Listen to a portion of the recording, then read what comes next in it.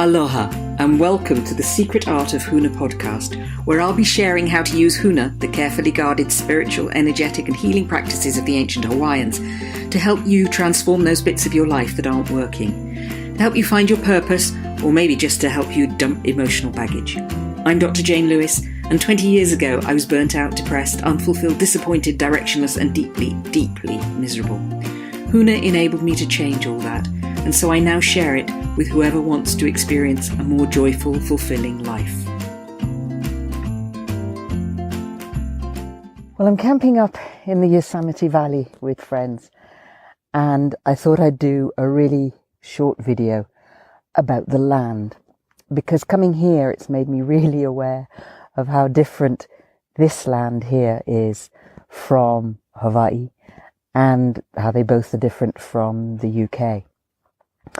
So the Hawaiians always believed that you must respect the land, and it wasn't just a respect the land because by respecting the land it'll grow better for you. It was a very spiritual thing.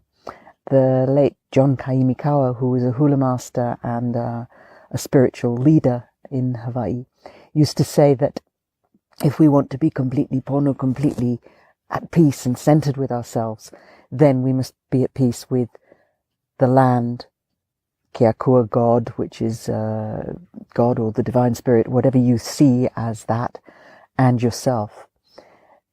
Hula Master Kumu Etua Lopez, when he goes anywhere, if he's flying somewhere, as soon as he steps off the plane, he'll spend time connecting with the land of the place. And it doesn't matter whether that land is urban land, so Tokyo or somewhere like that, or whether it's a rural community, he always takes the time to connect with the land. Because when you connect with the land, it's your foundation, it's your stability, it's your connection to the earth element. One of the interesting things here has been, in terms of the land, the animals that are on the land. Now, in the UK, if I go camping, I don't have to worry about too much. We have the odd midge, and if you're in Scotland, lots of midges. They can be a bit vicious, mosquito type things, gnats that bite. We have wasps, and we have, in some places, we have adders. But even if a child were bitten by an adder, it wouldn't be the end of the world. And certainly humans don't die from adder bites. And adders, they're snakes, they're getting much rarer in the UK anyway. So we don't have a lot to worry about when we go camping or when we're out and about. Hawaii, similarly, there's no snakes in Hawaii. There are millipedes that can give you a nasty sting, and there are certainly plants that can give you a bit of a hit. And if you go into the sea, you have sea serpents, which have tiny little mouths, so the only place that they're likely to bite you is the webs of your fingers or the webs of your toes. They can be fatal. Stingrays, they can be fatal. And sharks. Although when I was studying with Auntie Margaret, when I was studying Lomi Lomi with Auntie Margaret Machado, Auntie Margaret used to tell us the story of a shark, a female shark, a mother shark, that protected the mouth of the Napopo Bay from the young male aggressive sharks. And she was there to protect the bay and everyone and everything that lived in and used the bay. That's a wasp. Here in California, it's a bit different. Here in California, you have to take account of what they call meat bees, which are flesh-eating wasps, which can actually come and eat your live flesh as you're sitting there, which was why I was a bit frisky with that wasp that went past. So meat bees.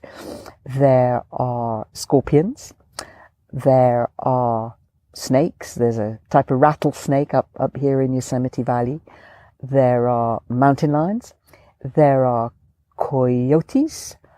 There are poisonous types of vegetation. And there is the bear. I have been quite surprised by how much care you really do have to take for a bear.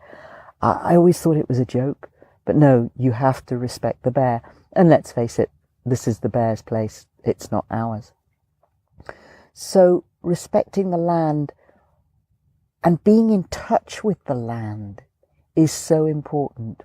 Being in touch with the land that you came from, knowing where you came from, having that connection with the land.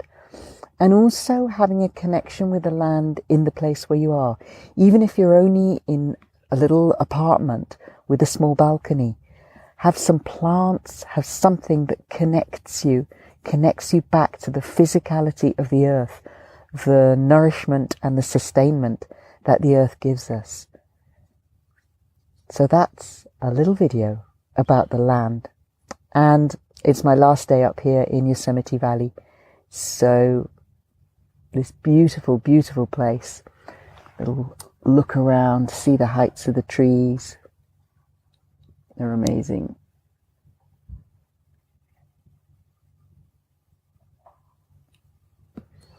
And time to say goodbye. I hope you've enjoyed today's podcast. If you want to bring about rapid transformation in your life, check out secretartofhuna.com, where you can also download a free meditation to help you with self-forgiveness. You can also look out for Secret Art of Huna on social media such as Facebook and LinkedIn. Look forward to talking to you again very soon.